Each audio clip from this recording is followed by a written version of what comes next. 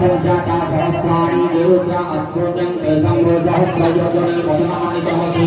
सर्वेभ्यो देवेभ्यं सर्वदेवादिवेभ्यो नानाविधं प्रबोधयन्तु स्वाहा আমার অফিসে পাই তো থালি রে ওটা থালি অফিসে পাই नहीं पानी पिए अपने ना पानी जाले तोड़िबो ना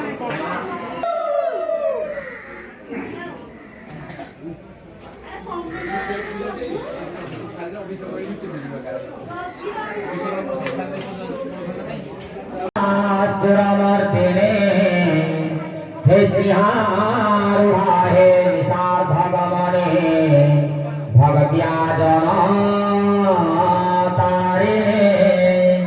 जज्ञाद गजमे जज्ञाद सरिता विंध्याचल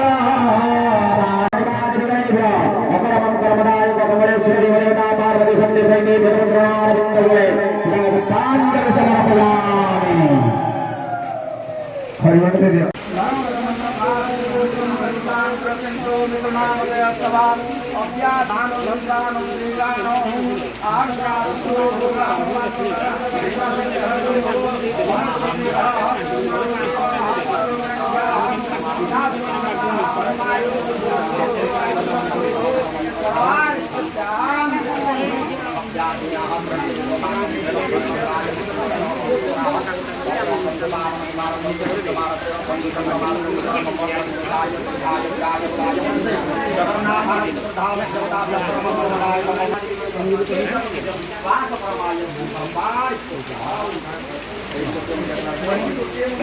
ମନା ହେଲା କୈଳାସନ ରଥ ଆମେ କମଳେଶ୍ୱରଙ୍କର ପରୀକ୍ଷା ଆମର ଶେଷ ଶ୍ରାବଣକୁ ପ୍ରତିବର୍ଷ ଫଙ୍କସନ୍ ହୁଏ ମାନେ ବୋଧ ହୁଏ ଆମର 250 ଘିଅରୁ ଆରମ୍ଭ ହେଇକି ବର୍ତ୍ତମାନ 2 କିଲୋ 3 କିଲୋ ଘିଅ ପୋଡ଼ା ହେଉଛି 4-5 ଜଣ ସେତେବେଳେ ଭୋଜନ ହୁଏ ଏବେ 4000-5000 ଲୋକଙ୍କ ପାଇଁ ପ୍ରସାଦ ସେବନ କାର୍ଯ୍ୟକ୍ରମ କରାଯାଉଛି ଆଉ ଇଏ ତ ଆମର ପଶ୍ଚିମମୁଖ ଶମ୍ଭୁ ବୋଧ ହୁଏ ଅଳ୍ପ ବହୁତ ସମସ୍ତେ ନିଶ୍ଚିତ ଜାଣିଥିବେ ରାଜାଙ୍କ ଅମଳରୁ ଏଠିକି ଗମନାଗମନ ସୁବିଧା ନଥିଲା ସେତେବେଳେ ହିଁ ପ୍ରଭୁ ପୂଜା ପାଉଛନ୍ତି ଆଉ ୟାଙ୍କର କିମ୍ବଦନ୍ତୀ ବହୁତ ଅଛି କହିଲେ ତ ହେଲେ 3 ଘଣ୍ଟା ଲାଗିଯିବ ପୂର୍ବମୁଖ ଥିଲେ ବର୍ତ୍ତମାନ ପଶ୍ଚିମମୁଖ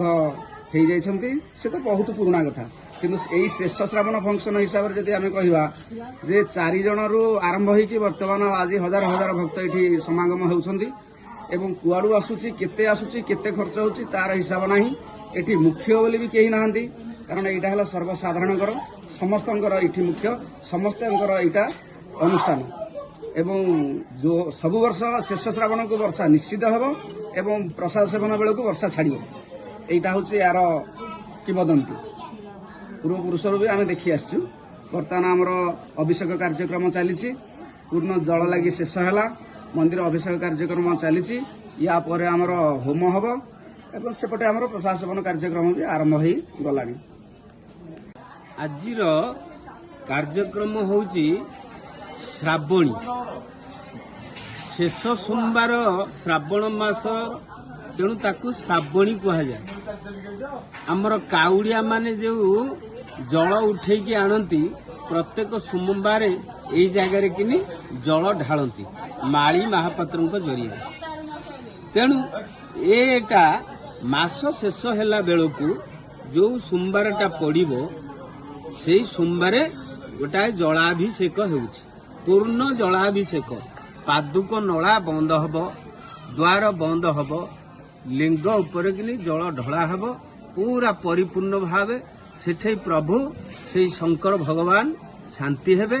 ଜଗତର ମଙ୍ଗଳ ହେବ। ସେଥି ସକାଶେ ଏ ଶ୍ରାବଣୀ ମହୋତ୍ସବଟା ପାଳନ କରାଯାଉଛି। ତେଣୁ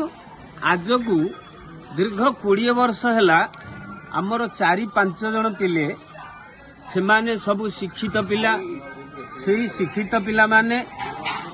ଆମର ସଦାଶିବ, ମିଟୁ ଏବଂ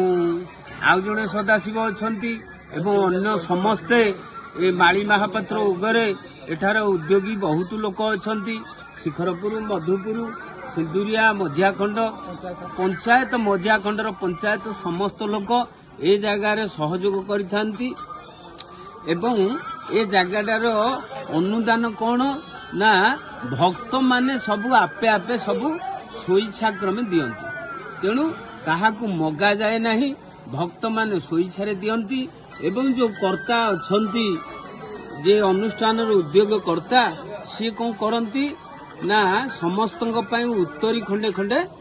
ପ୍ରଦାନ କରିଥାନ୍ତି। ବ୍ରାହ୍ମଣ ଆଚାର୍ଯ୍ୟମାନେ ଆମର ତାଙ୍କୁ ପୁଷ୍ପାଞ୍ଜଳି ଦିଅନ୍ତି ଏବଂ ସେଠି ମନ୍ତ୍ର ଉତ୍ଥାପନ କରିଥାନ୍ତି।